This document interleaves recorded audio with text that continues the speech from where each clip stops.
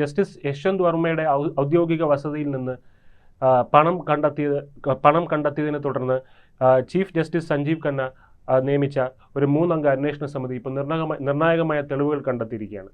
അവിടെ ഔദ്യോഗിക വസതി കഴിഞ്ഞ ദിവസം കത്തിക്കരിയുകയുണ്ടായി. അതിനു മുന്നേ തന്നെ അവിടെ നിന്ന് പണം നീക്കപ്പെട്ടതിനായിട്ടുള്ള തെളിവുകൾ അന്വേഷണ സംഘം നേടിയിട്ടുണ്ട്. ഇത് ഇപ്പോൾ അതിനെ തുടർന്ന് യശ്വന്ത് വർമ്മയോട് ഔദ്യോഗികമായിട്ടുള്ള ചടങ്ങുകളിൽ നിന്ന് ഔദ്യോഗികമായിട്ടുള്ള കാര്യങ്ങളിൽ നിന്ന് മാറി നിൽക്കാൻ ആവശ്യപ്പെട്ടിട്ടുണ്ട് സുപ്രീം കോടതി. അപ്പോൾ ഇത് അദ്ദേഹത്തിൻ്റെ നേർക്കല്ലേ ഈ സംശയത്തിൻ്റെ ചൂണ്ടുവിരൽ നീങ്ങുന്നത്? സംശയമൊന്നുമില്ല. ജസ്റ്റിസ് യശ്വന്ത് വർമ്മയുടെ വീട്ടിൽ നിന്ന് കത്തിക്കരിഞ്ഞ പണം കിട്ടി എന്ന് പറഞ്ഞ് അദ്ദേഹം ആ പണം എവിടെ നിന്ന് വന്നു എന്ന് പറഞ്ഞതിന് കൃത്യമായിട്ടുള്ള വിശദീകരണം നൽകാൻ അദ്ദേഹത്തിന് കഴിഞ്ഞിട്ടില്ല. മാത്രമല്ല, ഇന്ത്യൻ ജുഡീഷ്യറിക്ക് ആകെ കളങ്കമുണ്ടാക്കിയ ഒരു പ്രവൃത്തിയാണ് ഈ വീട്ടിലിരിക്കുന്ന പണം. അത് മറ്റു തരത്തിലുള്ള എൻഫോഴ്സ്മെൻറ്റ് ഉദ്യോഗസ്ഥർ പിടിക്കാതിരിക്കുന്നതിന് വേണ്ടി ചാക്കുകളിൽ കെട്ടി മാറ്റിവെക്കപ്പെട്ട പണമാണ് യഥാർത്ഥത്തിൽ കത്തിക്കരിഞ്ഞു പോയി എന്ന് പറയുന്ന പണം. അപ്പോൾ അദ്ദേഹത്തിൻ്റെ സ്വത്ത്, വരവിൽ കവിഞ്ഞ അദ്ദേഹത്തിൻ്റെ സ്വത്ത്, അദ്ദേഹത്തിൻ്റെ മറ്റ് സാമ്പത്തിക സ്രോതസ്സുകൾ എല്ലാം തന്നെ അന്വേഷണ വിധേയമാക്കേണ്ട. അദ്ദേഹം ഇത് കത്തിച്ച് തന്നെ കളഞ്ഞതാണോ എന്നുള്ള സംശയമുണ്ട്. കാരണം ഏതെങ്കിലും തരത്തിലുള്ള തെളിവുകൾ നശിപ്പിക്കുന്നതിന് വേണ്ടിയുള്ള വളരെ ബോധപൂർവമായിട്ടുള്ള ശ്രമമാണ് ഈ കറപ്റ്റായിട്ടുള്ള ഈ ജഡ്ജിയുടെ ഭാഗത്തു നിന്നും ഉണ്ടായത്. ഇപ്പോൾ ഇന്ത്യൻ ജുഡീഷ്യറിയെ സംബന്ധിച്ചുള്ള കറപ്ഷനെ സംബന്ധിച്ച് ജസ്റ്റിസ് സഞ്ജീവ് ഖന്ന തന്നെ അദ്ദേഹം റിട്ടയർമെൻറ്റിന് മുന്നിൽ നടത്തിയ ഒരു പ്രസംഗത്തിൽ പറഞ്ഞു, ഇന്ത്യൻ ജുഡീഷ്യറി സുതാര്യമല്ല എന്ന് പറയുന്ന ഒരു കാര്യം വളരെ ഗൗരവമായിട്ടുള്ള ഒരു കാര്യം. ഒരു രാജ്യത്തിൻ്റെ തകർച്ചയുടെ, ഒരു രാജ്യത്തിൻ്റെ നീതി സങ്കല്പത്തിൻ്റെ, ഇന്ത്യ പോലുള്ള ഒരു ജനാധിപത്യ സംവിധാനത്തിൽ ജുഡീഷ്യറി എന്ന് പറയുന്നത് കറപ്ഷൻ ഇല്ലാത്ത ഒരു സംവിധാനമായിരിക്കണം.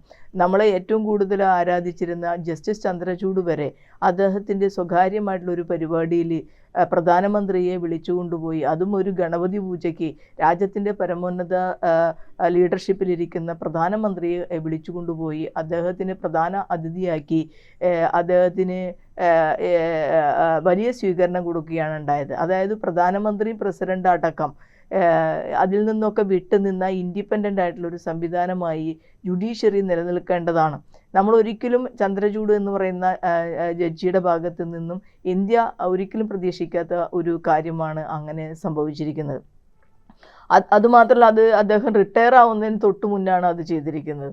മാത്രമല്ല, സഞ്ജീവ് ഖന്ന ജസ്റ്റിസ് പിരിഞ്ഞു പോകുന്ന സമയത്തും പുതിയ ജസ്റ്റിസ് ഗവായി പറഞ്ഞ സമയത്തും ഈ സ്ഥാനമാനങ്ങൾ, ഈ റിട്ടയർമെൻറ്റിന് ശേഷം സർക്കാരുമായി ബന്ധപ്പെട്ടുള്ള സ്ഥാനമാനങ്ങൾ സ്വീകരിക്കുന്ന ജഡ്ജിമാർ അവർ ആ സ്ഥാനമാനങ്ങൾ ഒരിക്കലും സ്വീകരിക്കാൻ പാടില്ല എന്ന് തന്നെ പറഞ്ഞു. ഇപ്പോൾ കേരളത്തെ സംബന്ധിച്ച് തന്നെ ഈ കേരളത്തിൻ്റെ ജുഡീഷ്യറിയെ സംബന്ധിച്ചും പലതരത്തിലുള്ള ആരോപണങ്ങൾ ഇപ്പോൾ വന്നുകൊണ്ടിരിക്കുകയാണ്. ഈ ആരോപണങ്ങൾ വന്നു കഴിഞ്ഞാൽ അതിനെ സോർട്ട് ഔട്ട് ചെയ്യാനായിട്ടുള്ള യാതൊരു തരത്തിലുള്ള മെത്തേഡും യഥാർത്ഥത്തിൽ ഇന്ത്യൻ ജുഡീഷ്യറിക്കുള്ളിലില്ല.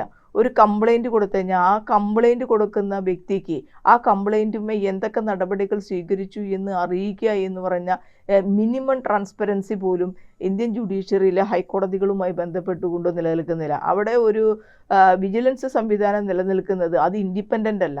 അവിടുത്തെ വിജിലൻസ് സംവിധാനം എന്ന് പറയുന്നത് അവിടുത്തെ തന്നെ ജഡ്ജിമാരുടെ താല്പര്യങ്ങൾക്ക് വിധേയമായി നിൽക്കുന്ന ഒരു സംവിധാനമാണ്. ജഡ്ജിമാർ പറയുന്നതിലപ്പുറം വിജിലൻസ് സംവിധാനം, ജഡ്ജിമാരുടെ കറപ്ഷനെക്കുറിച്ച് അന്വേഷിക്കുന്നതിന് വേണ്ടി നിയമിക്കപ്പെട്ടിട്ടുള്ള വിജിലൻസ് സംവിധാനം ജഡ്ജിമാർ പറയുന്നതാണ് കേൾക്കുക എന്ന് പറഞ്ഞാൽ പിന്നെ ആ വിജിലൻസിൻ്റെ യാതൊരു തരത്തിലുള്ള പ്രാധാന്യമില്ലാത്ത ഒരു സാഹചര്യം ഉണ്ടാവും. എൻ്റെ പേഴ്സണൽ അനുഭവങ്ങൾ തന്നെ എനിക്ക് ധാരാളമായിട്ടുണ്ട്. നമ്മളൊരു പരാതി, ഒരു വിഷയത്തെക്കുറിച്ച്, ഒരു ജഡ്ജിയെക്കുറിച്ച് ഒരു പരാതി നമ്മൾ കൊടുത്തു കഴിഞ്ഞാൽ ശരിയോ തെറ്റോ ആയിട്ടില്ല, അതിലൊരു അന്വേഷണം നടക്കുന്നു, ഇന്ന അന്വേഷണമൊക്കെ നടന്നു, ആ അന്വേഷണത്തിന് ഇന്ന റിപ്പോർട്ടുകളാണ് ഞങ്ങൾക്ക് കിട്ടിയെന്ന് ആ പരാതി കൊടുക്കുന്ന ആളെ അത് അറിയിക്കുക എന്ന് പറയുന്ന ഏറ്റവും പ്രധാനപ്പെട്ട കാര്യം അതൊക്കെ രഹസ്യമായി സൂക്ഷിക്കുന്ന ഒരു സംവിധാനമാണ്. അപ്പോൾ അതിൻ്റെ അർത്ഥം അതൊരു ട്രാൻസ്പെറൻ്റ് അല്ല എന്ന് പറയുന്നതാണ്. അതുകൊണ്ട് തന്നെ ജുഡീഷ്യറിയിൽ കറപ്ഷൻ നടക്കുന്നു എന്ന് പറഞ്ഞ് ഇപ്പോൾ പല സംസ്ഥാനങ്ങളിലും ഈ മജിസ്ട്രേറ്റുമാർക്ക് ജാമ്യം, കഴിഞ്ഞ ദിവസം ഒരു മജിസ്ട്രേറ്റിനെ തന്നെ അറസ്റ്റ് ചെയ്തല്ല, ജാമ്യം കിട്ടുന്നതിന് വേണ്ടിയിട്ട് പുസ്തകത്തിൻ്റെ ഉള്ളിൽ വെച്ചിട്ട് കാശ് കൊടുക്കുക എന്ന് പറയുന്ന ഒരു സംവിധാനം. ഞാൻ എൻറോൾ ചെയ്ത് 1996 എൻറോൾ ചെയ്ത് വരുന്ന സമയത്ത് ഞങ്ങളുടെ അവിടെ ഒരു ACJM ഉണ്ടായിരുന്നു. അദ്ദേഹത്തിന് ജാമ്യം കിട്ടുന്നതിന് വേണ്ടി അദ്ദേഹത്തിൻ്റെ ഈ ബെയിൽ ആപ്ലിക്കേഷനോട് കൂടി ഇത്ര പൈസ കൊടുത്തു കഴിഞ്ഞാൽ ഞാനത് എൻ്റെ കണ്ണിൽ കണ്ടിട്ടുള്ള കാഴ്ചയാണത്. ഇത്ര രൂപ കൊടുക്കുമായിരുന്നു. അതിനുശേഷം വർഷങ്ങൾക്ക് ശേഷം ഞാൻ കൊടുത്തിട്ടില്ല, കാരണം എൻ്റെ കയ്യിൽ കൊടുക്കാനുള്ള പൈസ ഇല്ല. എൻ്റേത് വളരെ ഒന്നും ഞാനത് കൊടുക്കാൻ തയ്യാറല്ല. രണ്ടാമത്തെ കാര്യം, എൻ്റെ കക്ഷികൾ വളരെ ലോ ലെവലിൽ നിൽക്കുന്ന മനുഷ്യരാണ്. അവരിൽ നിന്ന് കാശ് മേടിച്ച് ജഡ്ജിക്ക് കൊടുത്ത് ഞാൻ ജാമ്യം മേടിക്കേണ്ട കാര്യം എനിക്കില്ല. പക്ഷെ അവിടെ കൊടുക്കുന്ന സംവിധാനം ഉണ്ടായിരുന്നു. അത് കൊടുക്കാനായിട്ട് അദ്ദേഹം പ്രേരിപ്പിക്കുമായിരുന്നു. ഞാൻ ഇതിനെതിരായിട്ട് നിന്നതുകൊണ്ട് തന്നെ അദ്ദേഹം എന്നെ നോട്ട് ചെയ്യപ്പെടുകയും ചെയ്തു. വർഷങ്ങൾക്ക് ശേഷം ഞാൻ അദ്ദേഹത്തിനെ ഹൈക്കോടതിയുടെ വരാന്തയിൽ കാണുകയാണ്. അതായത് വരാന്തയിൽ എന്ന് പറഞ്ഞു കഴിഞ്ഞാൽ ഞങ്ങളുടെ എൻട്രി അനുവദിക്കാതെ അവിടെ എൻട്രൻസിൽ തന്നെ അദ്ദേഹം ഇങ്ങനെ കയ്യും കുത്തി നിൽക്കുകയാണ്. അപ്പം ഞാൻ അദ്ദേഹത്തിനെ കണ്ടു. എനിക്ക് അതിനെന്ത് സംഭവിച്ചു എന്നറിയാം. ഇവിടെ നിന്ന് പോയി പിന്നെന്ത് സംഭവിച്ചു എന്ന് എനിക്കറിയില്ല. അപ്പോൾ അദ്ദേഹം സർവീസിൽ നിന്ന് പോയി, ഈ കറപ്ഷൻ്റെ പേരിൽ അന്വേഷണം നടത്തി അദ്ദേഹം സർവീസിൽ നിന്ന് പോയി. എൻ്റെ അടുത്ത് 10 രൂപയ്ക്ക് അദ്ദേഹം കെഞ്ചുന്ന ഒരു സാഹചര്യത്തിൻ്റെ ഒരു അനുഭവം എനിക്കുണ്ട്. ഇപ്പോഴും എനിക്ക് അത്തരത്തിലുള്ള ചില അനുഭവങ്ങൾ ഈ ജുഡീഷ്യറി ആയിട്ട് ബന്ധപ്പെട്ടുകൊണ്ട് ഉണ്ടായിക്കൊണ്ടിരിക്കുകയാണ്. ഇപ്പോൾ എനിക്കത് പുറത്തു പറയാനായിട്ട് പറ്റുന്നൊരു സാഹചര്യമല്ല. പക്ഷേ ജുഡീഷ്യറി ഇപ്പോൾ മറ്റ് സംസ്ഥാനങ്ങളിൽ ഈ ജാമ്യത്തിന് വേണ്ടിയിട്ട് കാശ് ഇങ്ങനെ ബെയിൽ ആപ്ലിക്കേഷൻ അല്ല പ്രധാനം. ബെയിൽ ആപ്ലിക്കേഷന് ലീഗൽ പോയിന്റ്സും പ്രധാനമല്ല. കാരണം ബെയിൽ എന്ന് പറയുന്നത് ഡിസ്ക്രിപ്ഷൻ ഓഫ് ദ കോർട്ടാണ്. കോടതിയുടെ ഇഷ്ടമാണ് ബെയിൽ കൊടുക്കുക എന്ന് പറയുന്നത്. കൊടുക്കുകയോ കൊടുക്കാതിരിക്കുകയോ ചെയ്യാം. അപ്പോൾ അങ്ങനെ കൊടുക്കുന്ന സന്ദർഭത്തിൽ അതിനോടൊപ്പം പണത്തിൻ്റെ തൂക്കം നോക്കിയിട്ടാണ് ബെയിൽ കൊടുക്കുന്നത്, അതിൻ്റെ കണ്ടീഷൻസ് വരുന്നത് എന്നുള്ള സിസ്റ്റം ഇപ്പോഴും നിലനിൽക്കാം. അപ്പോൾ ഇന്ത്യൻ ജുഡീഷ്യറി ഈ രാജ്യത്തെ മറ്റെല്ലാ കറപ്ഷനും എതിരായിട്ടുള്ള നിലപാടെടുക്കുന്ന, ഈ കറപ്റ്റ് ആയിട്ടുള്ള മുഴുവൻ ആളുകൾക്കെതിരെ നിലപാടെടുക്കുന്ന ഇന്ത്യൻ ജുഡീഷ്യറിയെ സംബന്ധിച്ച് അത് അത്രമാത്രം കറപ്റ്റായിട്ട് അതിനെ ഒന്ന് കറക്റ്റ് ചെയ്യുന്നതിനുള്ള ഒരു നടപടിയും ഇന്ത്യൻ ജുഡീഷ്യറിയിൽ നിന്നും ഉണ്ടായിട്ടില്ല.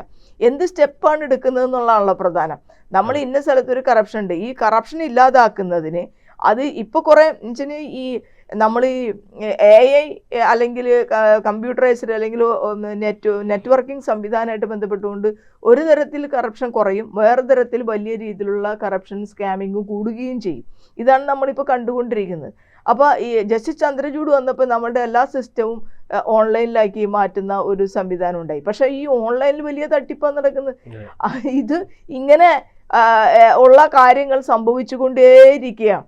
ഈ ജഡ്ജിമാരുടെ ഭാഗത്ത് നിന്ന് ചെറിയ രീതിയിലുള്ള തെറ്റ് പോലും ഉണ്ടായാൽ അവരെ സർവീസിൽ നിന്ന് നീക്കം ചെയ്യുക എന്ന് പറയുന്ന ഒരു സംവിധാനത്തിന് ഈ ജഡ്ജിമാർ തന്നെ ഒരു തരത്തിലും സമ്മതിക്കില്ല. അവരതിന് പറയുന്നത് അങ്ങനത്തെ ഒരു ആരോപണം വന്ന് ഒരു ജഡ്ജിനെ അതിൽ നിന്ന് മാറ്റി അത് ജുഡീഷ്യറിക്ക് കളങ്കമുണ്ടാവുന്ന, അങ്ങനെയല്ലല്ലോ.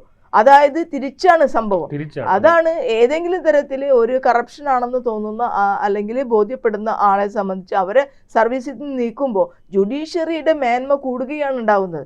ജനങ്ങൾക്ക് അതിനോടുള്ള വിശ്വാസം കൂടുകയും ചെയ്യും. അപ്പോൾ അത് ഇന്നിപ്പോൾ നമ്മൾ കണ്ടുകൊണ്ടിരിക്കുന്ന ഒരു കാര്യമാണ്. ജുഡീഷ്യറിയിൽ കളങ്കമുണ്ടെന്ന് പറഞ്ഞത് നമ്മളല്ല, ഈ ഇന്ത്യൻ ജുഡീഷ്യറിയുടെ തലത്തൊട്ടപ്പനായുള്ള ചീഫ് ജസ്റ്റിസുമാരാണ് പറയുന്നത് കറപ്ഷൻ ഉണ്ട് എന്ന് പറയുന്നത്. കറപ്ഷൻ ഉണ്ടെന്ന് പറഞ്ഞിട്ട് 3 ജഡ്ജിമാർ ഒരുമിച്ച് ഇറങ്ങി വന്ന് സത്യാഗ്രഹം നടത്തിയാണ്.